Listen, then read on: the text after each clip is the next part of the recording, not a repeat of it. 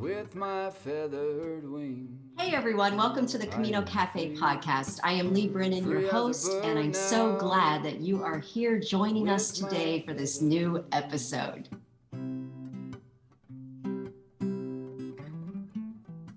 So for today's interview, I was so excited that Beebe Bahrami decided to come back to the Camino Cafe podcast and talk to us about her new book. It's called The Way of the Wild Goose. And let me tell you, I enjoyed this book so much.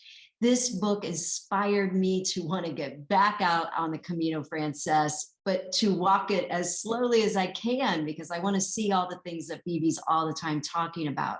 Beebe is such an inspiration to me as she is to many of you out there. She's a cultural anthropologist. She's a writer. She's written several books. Her guidebook is amazing for the Camino. And this new book, it's so great. I just can't wait for you to hear this interview. And I hope if you enjoy it, you will make some comments, give us a thumbs up, and give us a 5-star rating on Apple Podcasts. And subscribe if you're watching on YouTube. So thanks for being here. I hope to see you in Santiago soon. I am thrilled, Beebe, to have you back here at the Camino Cafe. It's been, I think, a couple of years, and I think back then we were just doing the happy hours. And so I'm thrilled to have you here so we can talk in depth about all the Camino stuff. And so thank you for being here. Thank you for having me. I'm thrilled to be here and to get to talk with you again. Well, you are headed to Spain soon, and you'll be doing a retreat at Flores del Camino, which is just right outside Astorga. And that's coming up very soon in June. And I think there's still a chance people could jump in, maybe one more person or so. So just kind of wanted to give you an opportunity to describe what you're going to be doing there and talk a little bit about the retreat. Thank you. I'm really excited about what we're doing. It's a co-taught retreat called Journeys at the Threshold, June 5th to 12th. And it's a retreat we hope to offer every year.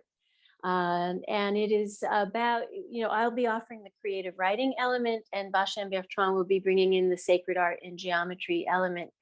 And it's really about there at the threshold in the right before the mountains of Leon, as you just finished the Meseta and you're about to enter the mountains again. That's the threshold, but the retreat center is also picked for being at that powerful threshold on the Camino, and to explore the stories that you have within you and the stories that you might be hearing from the Camino as you sit and write, as well as the sacred geometry that Bachin Bertrand and sacred art that they'll be teaching is a huge piece of that. But it's really a journey. It's a pilgrimage in its own right in that week. And it's really for anyone who wants to explore their own creativity and the stories within them in word and in image. And we won't just be there in Castrillo de los Polvazares, the village just outside of Astorga, just west of Astorga. We'll also be visiting other sacred sites around, like petroglyphs, the ancient petroglyphs, and some ancient churches. So I think it's going to be a pretty phenomenal week. And we have some lovely participants already signed up, and we do have a couple spots left. So if anyone's called to join us, Castrillo de los Polvazares, Flores del Camino, check out the retreats. And there are many other retreats. Bachin and Bertrand are amazing. Yeah, that's all I hear are great things about them. And I was speaking to someone that's going to be participating in the retreat, and they're super excited about it. And I'm quite envious. I would love to be there. That sounds amazing. So I just finished reading your newest book, and thank you for forwarding me a copy so that I could read it. And Beebe, I just couldn't put it down. Partway through, I messaged you and said, this book is making me want to go out and immediately walk. And I just recently went to many of the places that you talk about, and then there were some that I didn't even know about or missed. And so I just can't say enough about this book. I mean, Thank you. the Moon Guide that you wrote is my favorite guidebook. I tried to get my backpack down as light as I could this last time, and I literally had to be on the path and bring this to me. So it's great. Yeah, now I'm gonna have to take this one too, but I'll have that one on Kindle, so that'll work out. So both available on Kindle. Yeah, so The Way of the Wild Goose, 3 pilgrimages following geese, stars, and hunches on the Camino de Santiago in France and Spain. A Yeah. great book. It's your 7th one. What did it feel like for you to put this particular book out into the world? Oh my God, huge, because it's really complicated material. As you mentioned, you don't pick this stuff up on just one pilgrimage. It's like you have to keep going back again and again. And I did. And then I really dedicated 3 pilgrimages to what is going on with this thing that keeps coming up, the goose, the goose, the goose. You're like, what does the goose have to do with the Camino de Santiago?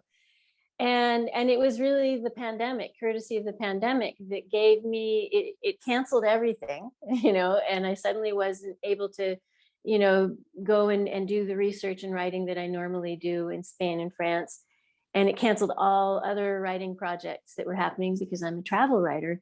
So I was at home, and I had a year and a half to just sort of take up all these notebooks that I had been just jotting this stuff down, from looking at archaeological reports to visiting all these sites on the Camino and talking to pilgrims, talking to locals about this goose thing that kept coming up, and then diving into European folklore. And there are a lot of goose stories. Just think of Mother Goose. Mother Goose is actually related to this particular goose on the Camino as well.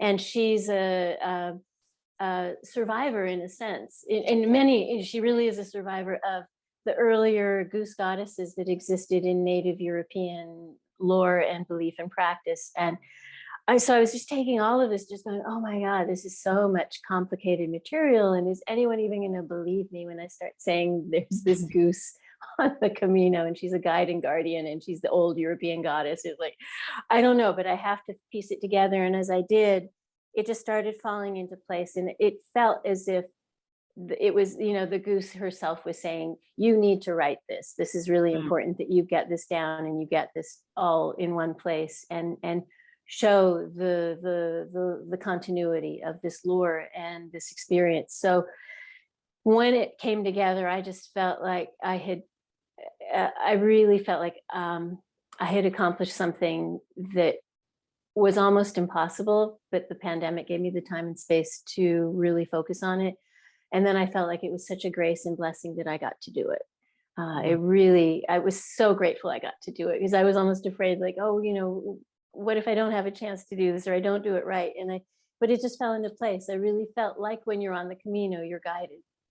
And the pieces just kept falling into place, in part because I finally had the time to really look at everything. Wow. And work with it. Well, you talk so much in this book about, I thought it was very vulnerable of you to be talking about your kind of some of those earlier insecurities about becoming a full-time writer. And it was such a joy to be reading these pages, knowing, well, this is her 7th book, so she did it. I'm glad to hear that. It was a joy to read. A catharsis for you to be writing this when you were kind of struggling with this during those pilgrimages, thinking about becoming a full-time writer, and those feelings of imposter syndrome that sneak in and all that kind of stuff. Yeah.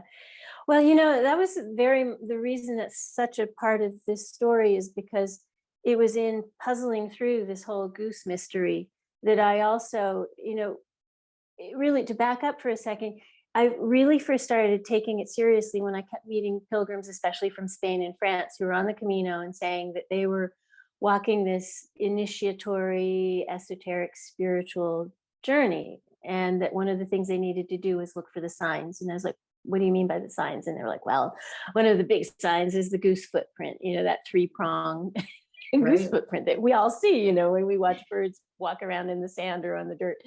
And I first thought, what, what are they talking about?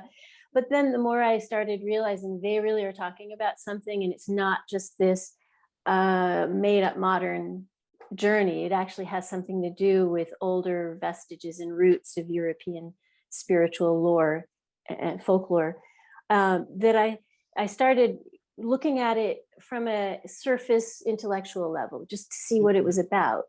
But the more and more I looked at it, the more it started pulling me in. And And I realized I was becoming one of those spiritual initiates, who is walking this path, looking for signs, dealing with the ordeals that come up, because initiation really is about meeting challenges, and hopefully you're successful, so you keep moving forward. And then that's when I realized, oh, it's pulling up my own issues. And so I'm on this not just outer journey anymore, but an inner journey. And the road is making the two of them meet. That goose footprint on the road was making them meet. So that's why that was an organic part of this story, and how I started understanding, oh, this is a real process, and it will ignite this path in all of us if we just start saying, I think I'm going to start walking and look for the signs and see what comes up, what they mean, and how I respond to them. Let's take a look at the cover, because I think the cover is beautiful, Beebe. And I just wonder if you could talk about the design process of that, how you came up with this. Thank you. I love this. It was so fun to work with my publisher, Monkfish Book Publishing, who picked up the book, because at the very top of the arch, if you look, you'll see that's a photo I took in a little church in southwestern France called the Church of Morlas. It's the Church of Sainte-Foy in Morlas, Morlaas, on the Arles route, the route that goes through Toulouse and then towards the Pyrenees. And if you look really, really closely, you'll see there are ducks on the inner arch. Well, and that was the moment that this whole journey pivoted. The first pilgrimage in the book is the pilgrimage I took on the Arles route. And when I got to, and I was looking for goose signs, and that part of southwestern France is like core goose and duck country. And for people, when they read the book, they'll see why ducks and geese are held together. They are both the symbol of this quest and the signs of their footprints. And this arch has 26 ducks in it. So, and if any listeners who know about the game of the goose, there are 13 geese. And so you have 13 going up one way and 13 ducks going up the other. In the very, very middle, right there, they're kissing. So the group of 13, the leaders at each end, they come and they kiss with their beaks. So there's a lot of speculation. What does that mean? And medieval historians and abbey priests, they've all been pondering why did the stonemasons in the 12th century engrave 26 ducks, 13 pairs, 2 pairs of 13. And there's all these theories. One is that they're pilgrims, a jolly group of pilgrims. Maybe one going to Santiago, one coming back, maybe them traveling together and, doing what sometimes pilgrims do, being very pilgrimy in all the ways.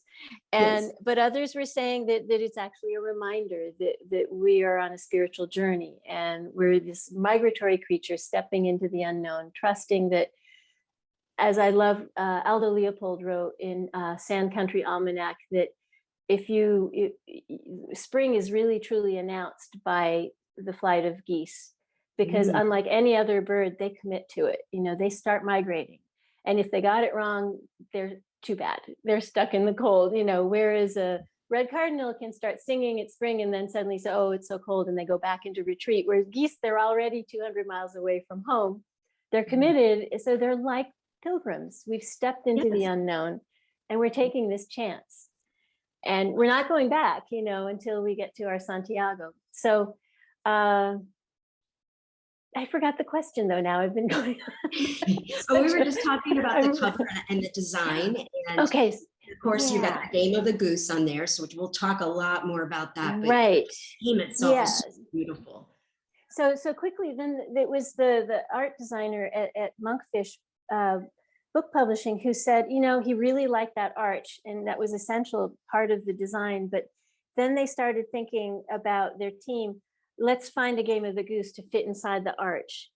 And they looked and looked, and there are all kinds of game of the goose designs, but this one is a very modern rendering by a modern artist who it just nailed it. That sense of, it's an old game, but it has this modern twist that we pilgrims are still on this spiral path, this spiritual journey, and that is a metaphor for life, and the game itself is a metaphor for the Camino, which is a metaphor for life. So that's the way it all came together. But I just love the way the publisher created that whole mix of the cover. It's lovely. It's absolutely lovely. And the fact now I like it even more knowing that your photo, right? That's just beautiful. Thank you. Well, I've had the pleasure of being able to read some of the books. I wonder, you and I talked beforehand, if you would read a passage. So let's have you do that so that our listeners and viewers can just hear a little bit of the book if they haven't had a chance yet to read it. Thanks, Lee. I thought I would just start at the very beginning. Excellent. They'll be hooked like me. A late October dawn broke soft and low, slowly stretching its rose and purple fingers across the dark horizon as I strode west out of Pamplona. My breath misted in the chilly morning air. A primal sense of freedom pulsed through my limbs. The pack on my back held everything that I needed for several weeks of walking. No one else was on the trail. A blizzard in the Pyrenees had undone my plans to begin this journey on the French side of the mountains in Saint-Jean-Pied-de-Port, a popular starting point for the most historic pilgrim trail of the Camino de Santiago, the Way of St. James, known as the Camino Frances, the French way. But here, in the bowl of the pass on the other side, where the mountains give way to the hills and plains of northern Spain, there was no snow, only arid, tawny-colored wheat fields. The wheat had recently been harvested, leaving behind stubbled shafts that looked like a giant crew cut on the rolling hills. All I had to do was follow the sun's path throughout the day as it rose behind me in the east, arched overhead by midday, then descended ahead of me in the west by late afternoon, marking my stopping place for the night. Each day was an unknown, but held the certainty that each one would end a little farther west. If I followed the sun and the signs, I reasoned, I'd be fine. I moved like the ancient nomads, the way our species journeyed since the beginning, at the pace of feet. I heard the rhythmic sound of dry earth and pea-sized pebbles crunching underfoot. I breathed in a deep lungful of that cool, dewy air. I felt the weight of my pack, at first comforting, but gradually growing irritating. In truth, it held more than I needed, bearing extra weight from a research project requiring several weeks of backpacking across Spain, including notebooks, extra clothes for interviews and archival visits, heavy glossy pamphlets from tourist offices across Spain, and more socks than necessary. Though, according to one school of thought, you can never have too many socks. But the heaviest item in my pack was a tight and dense bundle of fear that had made me pack things I might need just in case. I vowed that night to shed some of its weight, send home the printed materials, give away extra clothing, and most importantly, release the fear bundle into the ether with no return address. Resolved, I shouldered the self-inflicted burden more lightly and felt another surge of electricity rush through me, the intoxicating liberation of the open road. Oh, beautiful, beautiful opening. I mean, it just pulled me right into the story, right? It's just so beautifully said. Thank you. Oh, anyone who's started that trail knows that feeling. So, Right. thank And you. I wanted to kind of go back a little bit. So I believe, if I have it correctly, that you first heard about the Camino in school while you were in Madrid at university. And then you take this train ride and you wrote about this energetic feeling that you had as you entered into Navarra and Basque country. So I wondered if you could kind of touch on what that felt like.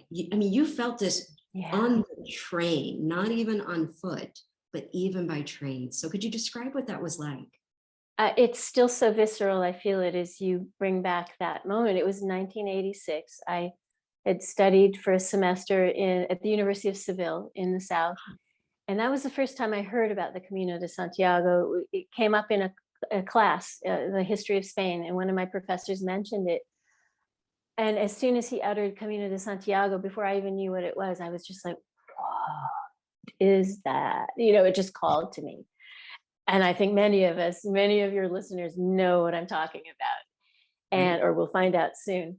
And but then I that was, you know, some weeks before I had a chance to take that train ride up to visit cousins in Paris. And I just suddenly, you know, we had gone north. We had really entered into the foothills of Nevada into Basque Country, and I just started feeling this energy, and I just couldn't stop standing at the window and just looking out and going, "What is it?" But I felt like my whole destiny was bound up with that geography, and it was a completely non-rational thought, you know, because I had never been there. And I hadn't realized at the time that that's where the Camino passed through until I started piecing it together. I was like, oh, you know, this is where all the roads intersect from France and then join and cross the Pyrenees and go across northern Spain. And then I felt that same pull. I mean, that pull just kind of held from Navarra, Basque Country, and into Aquitaine. And it started to lessen by the time the train passed Bordeaux, but it was just that whole territory. And that's like the thick concentrated territory of Camino routes and intersections, and also happens to be the migratory path of geese, you know, going from Sweden to southwestern Spain on their route. So it was just all these crossroads that I later discovered, but I just vowed, I'm going to come back here and I'm going to find out what this is. And I could have never predicted that I would have turned this into the place that I write about now, and that I keep going back to and keep writing about and keep digging in. It's just endless, the layers that are there. Yes. And so 9 years later, after this experience, when you first hear about it at university, you then start one of your walks. Did that same energetic feeling happen to you? Because I mean, when I'm reading your words about starting there, that's what I'm imagining, as you were feeling that same energetic feeling. If for folks that haven't walked, Beebe, I wonder if you could kind of talk about, well, first of all, I had no idea about the migration path. When I read that in your book, I was like, what? Like, I've heard the Ley Line, and we'll talk more about that, and the Milky Way, but never the migration. So it was like, oh my goodness, here's one more layer of this energy. So I wonder, you know, some people will say to me, you know, Lee, what is it about this pull you have towards the Camino? You know, you could walk in your own country and do the PCT, the Appalachian Trail, and obviously you absolutely can. Yeah, they're sacred too. Yeah, but I don't feel that pull. I don't feel this energy that you're talking about. So I wonder, for folks that maybe haven't walked, or even as a reminder to those of us that have walked, can you talk a little bit about why, like the Milky Way, the migration, the Ley Line, kind of talk a little bit more about that to us? Sure. I mean, there's so much there. I won't be able to touch on all of it, because this is, I mean, the whole earth is this gorgeous, glorious, holy, ancient geography, right? But this particular geography has a particular history with us, and it may have been framed by the ice ages that left a lot of the northern territories of Europe under ice. So as we were nomadic hunters and gatherers, think back way back to not just when the first Homo sapiens arrived in Europe, but also the first Neanderthals. Like, let's go back 500,000 years. These were territories that were rich in food and water and good shelter, and they just have continued to be, even as the ice ages retreated and more and more land was available to inhabit. These are just incredibly habitable and rich places. And so we have this long human history of wandering across this territory, and archaeologists call that range from southwestern France into northern Spain, the Franco-Cantabrian region or zone, because there's such a high concentration of early human remains and stone tools and caves, especially painted caves, but also earlier, before there were painted caves, just occupied caves, with stone tools and human remains. The Camino, right before you get to Burgos, also has the oldest site of human remains in all of Europe, at Atapuerca. Yeah. And humanity has been there since 1.2 million years. So there is something really, really old there, and older than almost any other geography that has a human history and prehistory connected to it. So I think that's a part of it. And it's just because it continued to be this rich geography from prehistory through to the Iron Ages and the Roman occupation, and then into the early medieval and then early modern era. It just continues to be this really, really rich and diverse and compelling landscape, and people kept traversing it. Mm-hmm. And there are a lot of rich, diverse cultures, but I think the evolution of the arrival of the Camino and this sacred medieval Christian trail was layering on that precedent of already well-known holy sites. Yes. And so I think that is really a big part of its original power and draw. It's like, how many other places claim that call themselves pilgrim trails? And how many pilgrim trails actually still exist? I mean, most other pilgrimage sites today, people now are flying to, or taking a bus to, or a train to. They're not walking to it. And that's another thing that makes the Camino de Santiago stand out as an experience on its own. Yeah, I totally agree. One of the things I really admired about this walk, well, first off, I want to go back and say, if someone were to say to you, look, I've got a month and a half to walk, which route should I walk first? Because there are many routes into Santiago. Yes. Right? Would you lean towards walk the Frances first? I would first start by saying you should really poke around and look at all of them and see which one calls to you. Okay. And then I would probably say, but. But.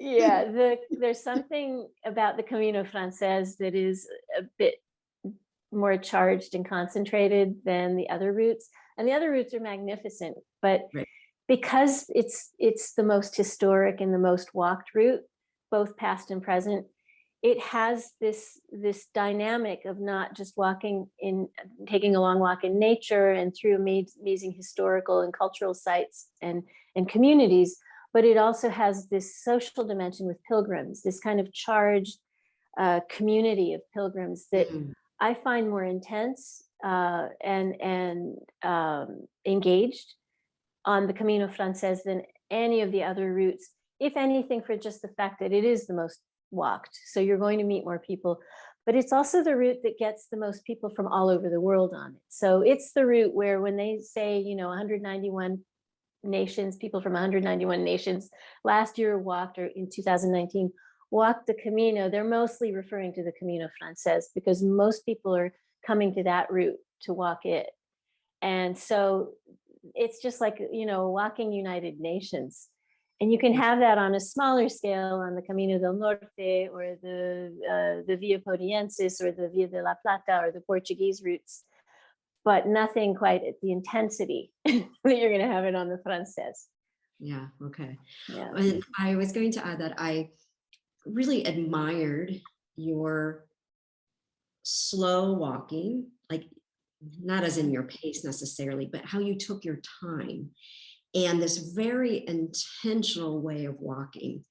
And I wondered if you could offer some advice, because I find myself, when I'm walking a pilgrimage, that pilgrimage gives you a framework from A to B. You sleep in one place, tomorrow that you're more than likely going to this other certain place. And I find myself, even though I don't want to, kind of hurrying, like, oh, do I want to take the time to take that alternate route? And you had one point in the book, and I'm sorry, I can't remember the name of it, but you kind of walk up maybe to like a plateau, and you like spend hours in this place, and you're just kind of out in the weather. And I'm like, I want to be more like Beebe the next time I walk.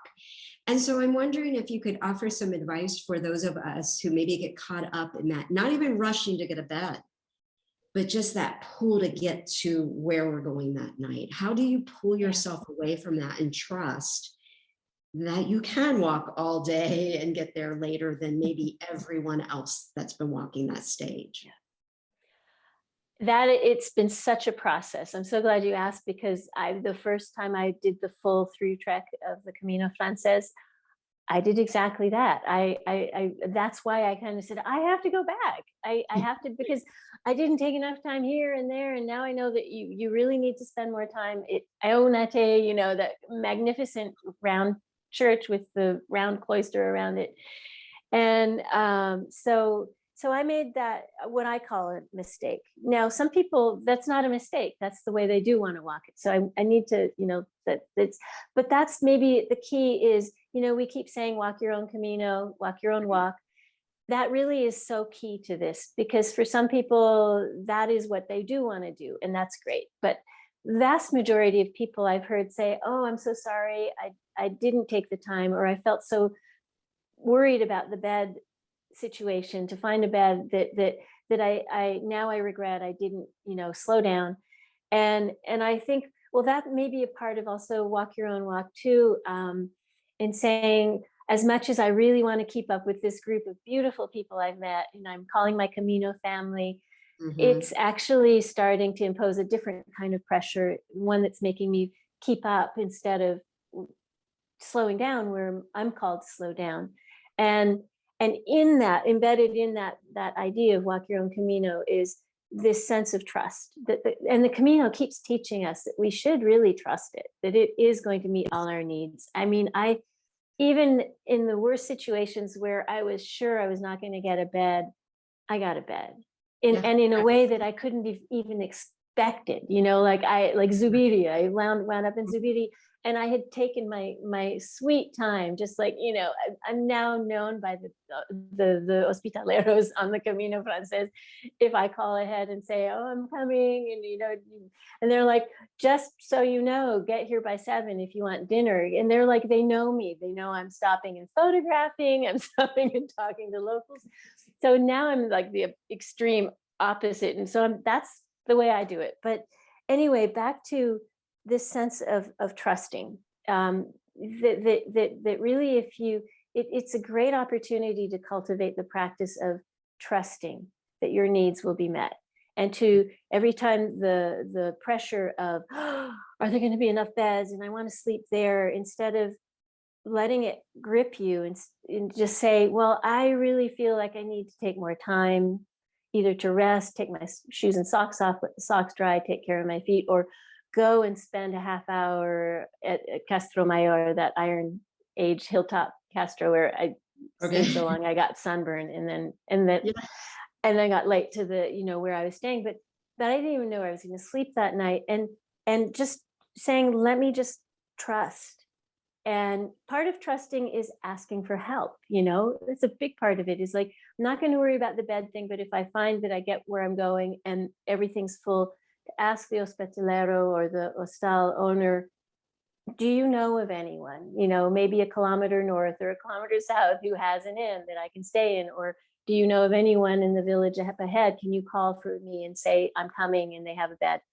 Those are really, that's a way of exercising trusting the Camino too, is asking for help and just knowing it will happen. I mean, and sometimes gloriously so. Like when I was in Zubiri and I couldn't find anything, and it was late, and I was starting to think I might actually have to call a cab, you know, and go to Pamplona and then come back and pick up from there. And I just feel like, I don't want to do that. And I mean, right as I was that big, you know? yeah, exactly. And then I was thinking, and I knew that the village up ahead was already booked full, and it's like I could just be walking all night. And so I finally went to the municipal albergue in Zubiri, and I said, can you call a cab for me? And I was just feeling so ashamed. I'm, you know, and I hope nobody overheard this. And well, the cab actually came, and he said, he came very quickly, and I was amazed. And he said, oh, no, these 5 nurses from, I think they were from Barcelona, have already called me, and they've booked a place that's past the next village, and they have another place there. So I just piled into the cab with the nurses, and the nurses were like insisting on paying for my cab too. And when we got to the inn, they made sure I had a room, a bed. And I just thought, well, this is far better than, you know, sleeping, you know, on some dank floor in the municipal albergue in Zubiri, even though all those spaces had been taken up too, you know. And it was such a better ending to the day. but I had to release myself into that possibility. And And I guess what a great learning experience, because you spent all that time, taking in that space, and then you rewarded, you got a great place to stay. And that must be building your confidence that, oh, next time that comes up and I want to spend a little more time there, I can trust. So I hope that. And it is a constant process.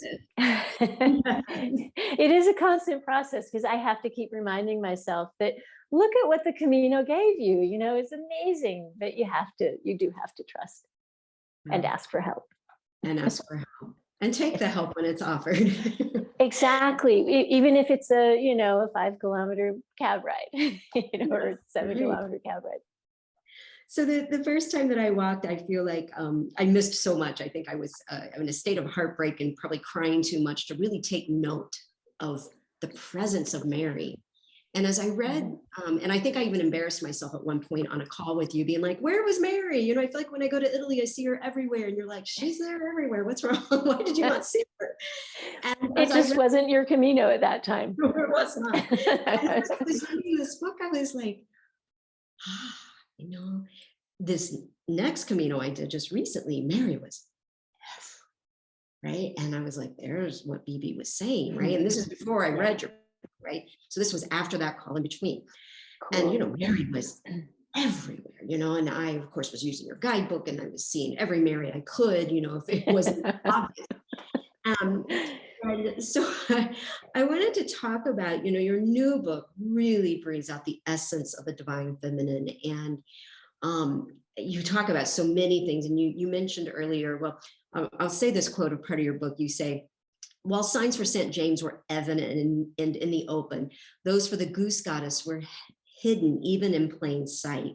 So you talk about that. You talk about the old goddess still being present in the new church. You talk about the migration of symbols and how new churches were built over former sacred spaces. So there's so much here we could talk about. So I don't even know where to start, but to say that you really do bring out the essence of Mary in this book and the divine feminine. So you touched on earlier about Mother Goose, and I have never made that connection until I read that. So I guess let's start there, and then maybe you can just talk for a few minutes about, what stands out to you about the presence of Mary, and maybe your favorite statue and your favorite story.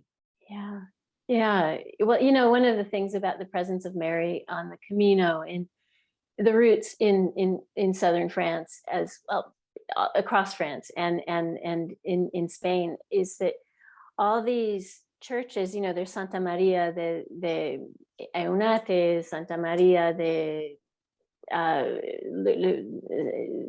Estea, Santa Maria de Leboreiro, all these, churches devoted to Mary are, if you look at their origin stories, there's something rooted in nature, a force of nature, a holy experience in nature. Whether that image of Mary was discovered in a cave, like Nájera, and now that cave is a part of the church that they built in her honor, or the Mary of Le Puy in Estea, she was found by shepherds on the hilltop. So this was, a cave, a hilltop. The Mary found in the Ebro River near Logroño is now in the Iglesia del Palacio. So there's a river Mary, there's a hilltop Mary, there's a cave Mary, there's in Leboreiro, Mary miraculously appears in a spring. And up until the 60s, villagers still said they could still see her image in sitting by the spring combing her hair. And that was when I started that story, especially. I thought, okay, wait a minute, that's an old folk story from the north of Spain about these nature spirits who were now called fairies, but were once called goddesses. Mm. And almost all of them, one of their signature traits is they're sitting by a cave opening or a running stream or a stream source, combing their hair. And to the modern mind, that sounds like, oh, that's, she's combing her hair, like she's really concerned about her looks. It's like, that's modern surface thinking. Right. What the comb is, such an ancient symbol. It's one of the earliest tools that we made that is not just for combing our hair, but it's for for the weaving process, the comb and weaving, and to create cloth is a very powerful thing. And if you think of all our ancient mythology, there's this magical quality to the person who knows how to weave, and there's a magical quality to certain cloth. And when you really think about it, the ability to move from just wearing animal hides to weaving cloth was a game changer for humanity as far as warmth, comfort, but then having luxury goods to trade. So weavers are huge as far as possessing, superpowers, or magical qualities. And so that comb in her hand of what was once an old goddess of Europe was not signifying vanity. It was signifying the power to weave and make the world, and the power to draw this comb, her presence, her awareness through her creation. It's really a Mother Earth story of the Mother Goddess making sure all is well and in order. So it's like she's overseeing, she's shepherding her creation by combing it, keeping it in order. So that's a very powerful old story. It's really prevalent in northern Spain. It's as far as survivals, but it shows up in pockets in other parts of Europe. And that's when I sort of said, okay, this Leborero Mary, that stream that water source they found her, those are villagers remembering an older divinity that now they're calling Mary. And then they built a church in her honor. And then they put her image in that church. And as the story goes, she kept going to the stream at night. And villagers were like, how do we keep her in the church? And it was a stonemason who said, why don't we engrave her image on the tympanum at the entrance of the church to let everyone know this is who we're honoring here? And when they did that, her image that they found in the source, they stayed on the altar. And that's another powerful thing of saying the old consciousness, the old divinity is still being honored here, even though we're now calling it a Christian church. And it was a way of finding a harmony between the old sacred system and the new sacred system, and saying we're still going to honor this divinity because we still need her for the health of the earth. And so all these stories, all these chapels have these kinds of stories. In Ponferrada, the La Encina, the Church of La Encina, the Basilica, well, a Templar knight found that image of Mary in the trunk of an oak tree, and it's just like, so another nature discovery. And it just kept happening. And all these Marys are associated with all these natural sites that were holy before the church was built there, but remained holy. And it created a continuity and also a way of the new faith to gain legitimacy with the native and local populations. That is so fascinating. It really is. It just can't be by accident of how they're found. It can't be. It can't be. It's a way of the old to continue to survive and exist. And that's what Mother Goose is. Because so many of these divinities are associated with water. They have hybrid animal features, the most prominent being duck and goose feet. So, which is why I sometimes said, I just wanted to lift the skirt on the Mary and see if she has webbed feet, because there are some images of Marys with webbed feet in France that have since been destroyed, unfortunately. It's amazing how prevalent and it is. It's almost amazing that it really is hiding in plain sight. And once you start realizing that, okay, Mother Goose is an evolution out of this, a way of the old matriarchy to survive with the growing more and more dominant patriarchy that is really stamping out any female power, right? Whether in the profane or in the sacred. And so we get Mother Goose, who seems very innocuous. She's not going to threaten anyone. You're going to sit at her feet and listen to her stories. And what are her stories but earth wisdom tales? And it's a way of reminding us we have severed ourselves from the earth, and now we're all upward thinking, looking up there, like that's where our salvation is, when we'll save ourselves if we reconnect to the earth and take care of it. Yes. And that's maybe the root, the urgency of this, not just my book, but why this keeps coming up. I think there's something about, when we've lost our balance, and everything that is screaming for balance is really getting more vocal, including these symbols and pilgrims walking this path looking for goose signs. So it's the real message that it's the earth saying we need to come back to rooting ourselves in the earth. This is holy, and this is sustaining, and this is our salvation. Yeah, and we need to take better care of her. We sure do. And you talk about the balance too of masculine and femininity, you know, they're always finding that balance. And when I was reading through this book that your newest book, and you tell some stories about Eunati and also Sepulcro and Torre del Rio, I think, right? And so, okay. Yeah. Like you're thinking of the caretaker in Torre del Rio? Whoa. Whoa. Right. I mean, I think going to those two sacred sites, those two churches, the energy is a Camino within a Camino. And when you're describing that walk around the outside of Eunate, and then when you go inside and you feel that energy, I felt a palpable energy in there that I could not even explain. Wow. So I'm wondering if you could talk a little bit about your experience in there, and then I want to go to the caretaker and what happens there. But yeah, you know, what is your experience in Eunate? Like there's just something there.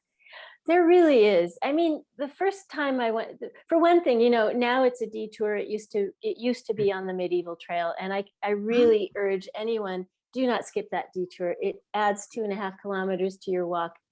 You're going to be so glad you did that, because many people, including in, you know, many of the tourist offices in Nevada, really believe, you know, not just pilgrims, but people who are in the profession of drawing people to the region, they say this may be the highlight of the whole Camino. And it's just like, and I have to say, yes, it is definitely in the top 3. Yeah. So the first time I went there, you know, and I was like, do not miss the detour, go, you know, and I just knew there was something special about it because it's enigmatic. It is a octagonal church surrounded by 33 arches that are called a cloister, and they take on the appearance of a cloister, but most cloisters are set off to the one side of a church, and they're usually square, and they have a garden in the center. So here, instead of a garden in the center, and instead of being square, the cloister arches are around the church. And I didn't think about this until many, many years later, and several other visits to Eunate, that you know, the church itself is the garden. And Mary's medieval name, one of her medieval names, was Hortus Conclusus, or Hortus Conclusus. I don't know how my Latin is pronounced well, but it means the interior garden, the hidden garden.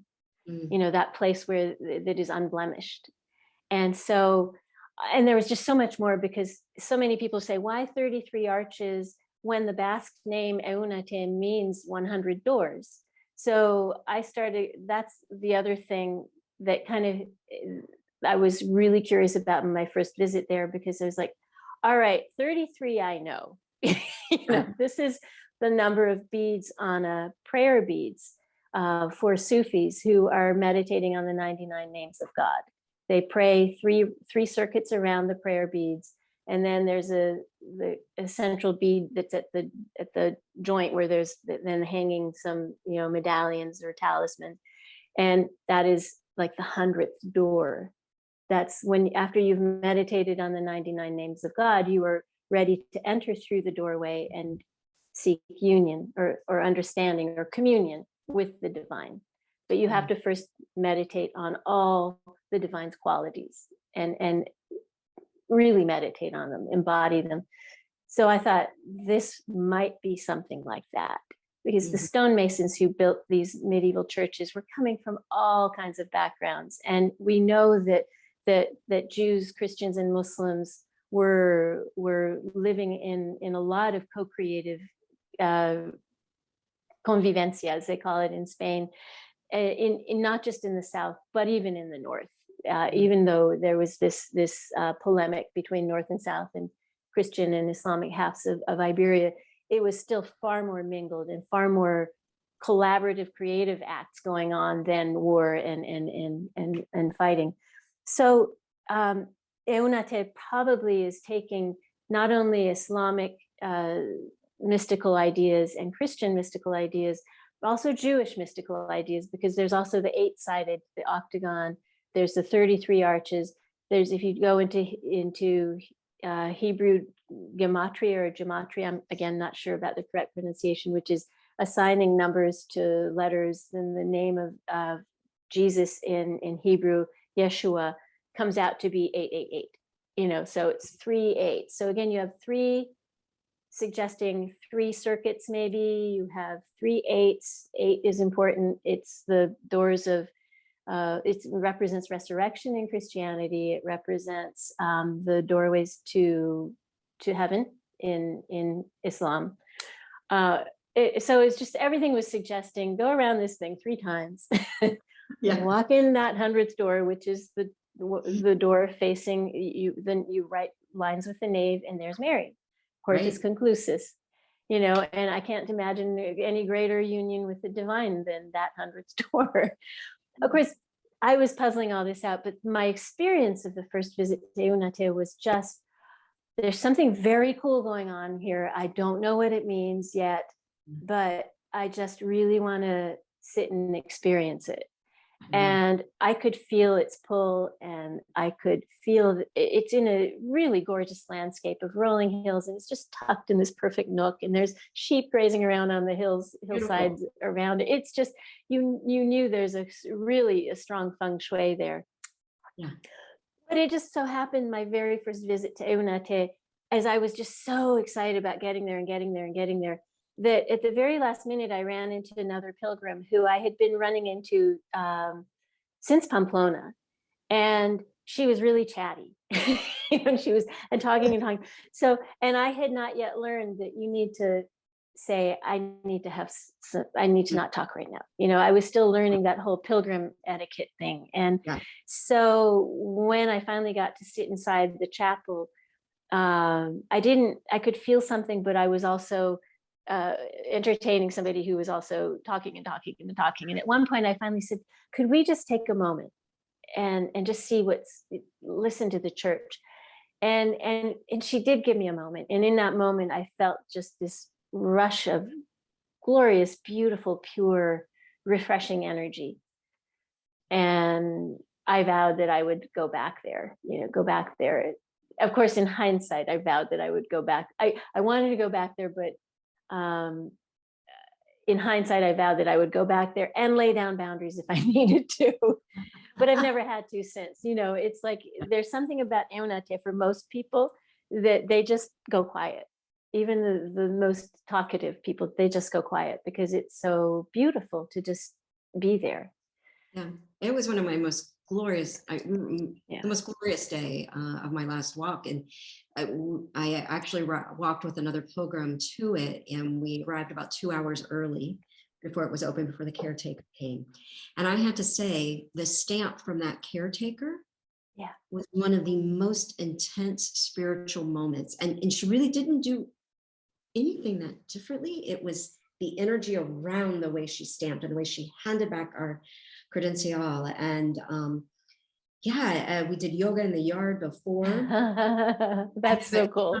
By the time the church opened, we were in such a great space, and the energy. But I want to cut into, like, next you go eventually, I think another day or so, you end up at the masculine end of another church built around the same kind of thing. And this caretaker, sit down and listen, and then makes you sing by yourself. She was an army sergeant. Oh my God. And she was, she, to go back to that idea of the caretakers and that powerful moment of getting your stamp at Eunate, that's the thing about locals that also made me really pay attention, that this goose quest, this seeking these deeper layers, is very real because the locals keep talking about energy and the potency of these places and the energy of these places. I mean, in Obanos, an elderly man sitting at his front stoop, as I was walking in reverse to go back to Eunate the last time I was there, most recently, he said, "Oh, that's really good. It has very special energy." And I just kept hearing locals talk about energy. And I thought, okay, I need to take this seriously and not feel so timid about also saying I'm feeling energy. So anyway, but the real initiatory moment was going into the chapel in Torres del Rio, the Holy Sepulchre Church, which is octagonal, much taller too, in its octagon, and it's almost just a freestanding octagon. And the caretaker was there. She had just opened the doors that morning, and she was really, really upset with most of the pilgrims because they were just rushing past, and they might have ducked their head in and taken a quick picture. And it was very clear that you have to give €1 as a donation to come in here and visit the church, including to take a photo. So by the time I stepped in, and I already had my euro out so she wouldn't bark at me, and I'd like a stamp and I'd like to visit the church. And she said, "You sit, I have things to tell you." And I was like, okay, I made a vow, I'm going to listen, so and I also wanted to hear what she had to say, but she was very intimidating. I hope there's a saw outside. I hope it's not interfering in the sound. I can't hear it, no. Okay, good. Sorry about that. Might have to cut this out. But so I sat down, and first of all, she started putting me to work. She's like, "Oh, you can translate for all the English speakers, and tell them, they need to pay €1, they need to take time. This is a very special church. Here's its history." And then she started saying, "And you need to know this is a very powerful place." And then she just started telling me, she was giving me numbers of how many hundreds of circuits of energy were running up each of the 8 pillars that formed the octagon, and how they joined at the center and concentrated all that energy and shot up into the sky like, a magnificent stupa, connecting heaven and earth. Right. And then she just really started ragging on the local politicians, who she's like, they don't even, they think I'm talking, bonkers stuff, but what do you expect from a politician? They don't feel anything, and I was just, but then she started saying, this is a power vortex here, and Eunate is a power vortex, but Eunate is feminine and Torres del Rio is masculine. And they're like a yin yang. And actually, if you actually put a yin yang over a map with, the masculine end dot, on Torres del Rio, and the feminine one on Eunate, you'll find that where they meet in the middle is Estella.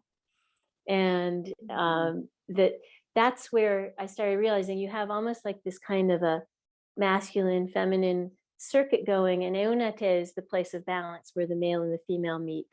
And it was just like all this sort of stuff was just going on as she was telling me, and she was saying, yeah, there's this whole circuit. It's a closed circuit flowing through the earth, and Eunate Torres del Rio with Estella, boom. There in the middle. That was one of many, but probably one of the most powerful times a local really wanted me to know this road is full of energy, and these places are places of high energy, and the locals know it, and they're the caretakers of it. It's caretaker in a bigger sense than just, manning the door and stamping pilgrim credentials. There's just some energy. I feel like some divine intervention there that she doesn't know what you're doing. She didn't know the special quest you were on. Exactly. I didn't ask her. Right? Yeah. She just said, I have things to tell you, and sit. And then but she was also talking about the importance of balance, that the feminine divine is important, the masculine divine is important. They should be in balance. And she even added that as the caretaker of Torres del Rio, she said, I tried to visit Eunate, but when I tried to enter, I just felt this electric, like she knew she was going to be shocked like and get an electric shock. So she said, I realized that I am the guardian of this shrine, and I need to maintain its energy, but that we need to balance. We need a balance. And then she had me sing, she's like, you really need to experience the power of this place. And I'm like, I'm not a singer. And she's like, sing. There's no saying no to this woman. And what happened when I started singing was I had a beautiful voice. I mean, I don't know where it came from, but there was an energy that just came through my feet and up through my body and just expanded my diaphragm. And I was singing in a way I'd never experienced before. So I suggest everyone go pay your euro, take your time, let the caretaker have her way with you, because she's very appropriate in the end. And she has a lot to share. And sing, like go with, some sacred song and listen to your voice go from mortal to angelic. It is really something.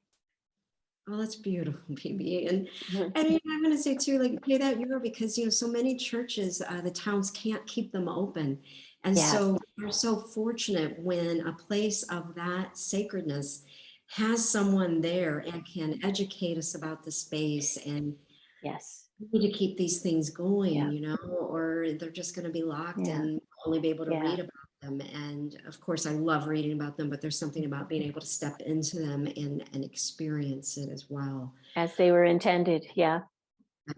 Oh, Beebe, there's so many things I still want to touch on. We only have a few more minutes left. I wanted to mention Miles and some things that you mentioned about Miles. And I was like, wow, that is a benchmark of a relationship, I think, something that I would aspire for in my next relationship. And what I'm talking about is when you're at a party and you mention that someone asks him, you okay with her taking off all the time and going writing these guidebooks and doing these pilgrimages? And he says, better stories find her when she travels alone. And I just thought that was so beautifully supportive. And just recently I was on a tour here in Santiago and met two pilgrims, two guys, and I said, oh, you planning your next one? And they said, this was just last week, and they said, no, our wives aren't going to be okay with us being gone. And my mind went immediately to what Miles said to you. And so I just wanted to put a shout out to that and say how beautiful it is. And you talk about how each time it was harder to go, but you knew that you had this thing, but you had his full support. So he must have been so proud of you as you published this 7th book. Thank you. He is, and he's very much a part of it. He's always believed in me. And, we're both very similar. We met in graduate school, and we both were already, on this path of going abroad to do field work and research and writing. And, he had different territories that he would go to and I would go to. And sometimes we shared them. Like he loves France and Spain as well. And he's been on some of these treks with me. And in some ways early on, really encouraged me to go off on my own for my own self-empowerment, and understood how important that was. And then when I turned it into my work, it became even more important to him. Like he really is surprised, but this is how you're still living in a patriarchy. When many people will ask your husband if he's okay with you going away, but no one asks you if you're okay with him going away. Or many people would say, well, is Miles going to join you? But nobody ever asked me if I'm going to join him on his research work travel. So it's like, it is phenomenal and an incredible blessing to have such a partner, because I know it is, every partnership is seeking to strike a balance between the we and the me and you aspects of it. And it's really essential that all three pieces are healthy. It's like Eunate Estea en Torres del Rio. It has to be a balance, keep the circuits flowing, but all three are essential. Yeah, and I didn't think, Beebe, you are such an inspiration, I think, to the women out there that are traveling solo. And I mean, you are so independent. It's beautiful. Great to hear. Yeah, but you're still in this beautiful interdependent relationship. And I think that also is a role model for we women to observe and to learn to do, because so many of us put aside, you know, as caretakers or whatever, and are afraid to go away from the family and pursue our own pursuits. And you are showing a beautiful balance of that. So thank you for doing that for our Camino community, because I think that's very important to role model. I wanted to bring up too, probably, I guess, one of our last questions. I don't want it to be. But, me neither. So my yoga teacher and me was all over. When you did your first walk, you're talking about, I think your friend's name is Rosalind, and she talks about you guys are doing that first pilgrimage, and she's doing this chakra pilgrimage, right? And then a little bit later, so you talk about it a little bit later in the book, and you talk about, and I've never heard anyone else talk about the Kundalini energy of the possibility of that running through the Camino. And it just really made piqued my interest, and also made me think about my next Camino and trying to so I just wanted to hit on that and give you a chance to kind of talk about that and what that was like, because I think you mentioned that you were walking with her on her, I think it was the second chakra when you did that walk with her, and then she said something to you like, oh, you know, something's gonna happen to you here. So maybe talk a little bit about that. Yeah, she's a spiritual teacher, so she of course was going to point out where I was resisting, you know, which I trusted her to do that, though I knew I was resisting. But yeah, Sarah, her name is Sarah, and she was actually, her intention, I think still is, but it's a big project, to walk all the way to Roslin in Scotland. Oh, she's walking to Roslin, but it's Sarah. Okay, sorry. Right, which would be in her reckoning the seventh, arriving at the seventh chakra, and she saw the Camino in reverse, that you start in Finisterre and you walk in reverse to the Pyrenees, and then up through France, and then up through England, and then into Scotland. And she knew I wanted to go back and walk a route of the Camino, and most likely one of the French routes. And that I was starting to really get into this whole symbolism of the goose and the duck, and trying to trace it in the churches and in the different regions. So she said, you know, I'm going to be walking this reverse route. I've already done the first chakra, as she said, you know, from Finisterre to Saint-Jean-Pied-de-Port. Now I want to do the second chakra, which was to go on the Arles route from Saint-Jean-Pied-de-Port to Toulouse. And actually it wasn't the Arles route. The Arles route starts in Oloron-Sainte-Marie, a little bit further east of Saint-Jean-Pied-de-Port. It's another mountain pass town. But there's a bridging route, the Piedmont route, that will connect Saint-Jean-Pied-de-Port to Oloron, and then from there to Toulouse, if you're walking it in reverse, which was what we were going to do. And she wanted to do it. And I was like, you know, forward, backward, it doesn't matter to me. I just want to look for the goose and the duck, you know. Right. So, but you know, it was really, really a great education for me to think about what she was saying about, what do you mean by the second chakra? And then I was thinking, oh, the second chakra is about relationships, and I'm your picked partner for this trek. So, ooh, this is going to be intense, you know, probably if there's anything really going on here, which there was. And because, as I said, she's a spiritual teacher. And so she was like a mirror for me. Anything that came up, she saw it, and we discussed it. You know, it's like, wow, this is really a second chakra journey. But that really woke me up to this idea that places, and I'd heard this in the Dordogne too, locals speak about places with energy that will trigger certain chakra points. So I was already kind of getting familiar with this idea in the local lore that a particular, like there's one church in the Dordogne, it's a really tiny chapel that everyone just says, you go there and it'll open your throat chakra. And I was like, so, and you feel like this sudden expansion and opening, and you don't feel like going anymore, you know. And I was just like, well, that's really interesting. So when I then got back to walking the Camino Frances, and I was walking in the direction that everyone's familiar with, going west, I was thinking about this idea of certain places opening certain chakras, or, you know, really triggering that energy and expanding it.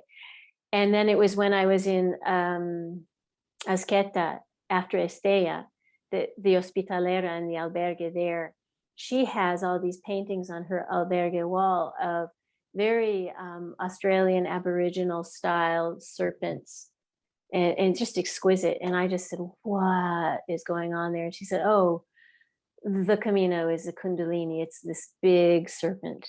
And as you walk it, it awakens your energy centers. And that's just, again, a local talking about energy on an incredible scale. And that's very real. You can experience it. It's very interesting to go into a church and just be quiet and breathe and surround yourself with light, do all those good meditation techniques, and then see what you experience, what comes. Do you feel something waking up inside you? Do you receive a vision, an impression? These are places that intentionally by humans, pre-Christian and Christian, were layered on in that particular spot because people felt there was something powerful going on there. Yeah. Well, I mean, there has to be. Look at the pull for us to walk in the first place, how we all find out how we're on to walk. It may take a few years, but we end up walking, and then we want to walk again and again and again. Yeah. I want to end this. One of my favorite quotes about the Camino, we've all heard this one, that the Camino doesn't end when we get to Santiago, it just begins. And you had another one that added to it, and now I need to find it, and it's not in my right note. Here it is. So you added to it, and now this will be my new favorite. It ends at the beginning and begins at the end. It is all about the journey in between. It turns out, and now it starts anew. And I just found that so beautiful. Beebe, this book is a gift for all that have walked the Camino and for all that want to walk it. And I just want to say thank you on behalf of the entire community for writing this beautiful book. And I'm hoping you have an 8th book, maybe a 9th book. I don't know. Do you? I do. I have a couple of books in the works that they're both still too early to talk too much about, but one is another travel narrative, and that of course is going to be back in southwestern France and northern Spain. And the other is a work of magical realism, a novel that it's the first attempt at fiction. So that one I'm really not going to talk about until it really gels, but I'm having a good time with both of them, and they both definitely involve the Camino. So you have a travel narrative down, so there's no doubt in my mind that you can write any style that you want. Thank you. I just want to remind everyone that has been watching and listening that if you want to have the wonderful opportunity of spending time with Beebe and working on the writing skills and all the things that she's going to be doing here at this retreat. That is June 5th through June 12th. I will have the link in the show notes. We will also have a link for her newest book and all of her other wonderful books. So Beebe, if you'll stay on, we'll say goodbye. But I just wanted to say thank you on behalf of the Camino community, the Camino Cafe podcast. We're just thrilled to know you and be able to spend time with you. And thank you for educating us and entertaining us and just making us better pilgrims and enhancing our pilgrim experience. Thank you. Thank you, Lee. And thank you to the Camino pilgrim community and the Camino Cafe. It's my pleasure. Really an honor to be here. All right. Well, bon camino, everyone. See you next time. Free as a bird now, with my feathered wings. I am free, free as a bird now, with my feathered wings.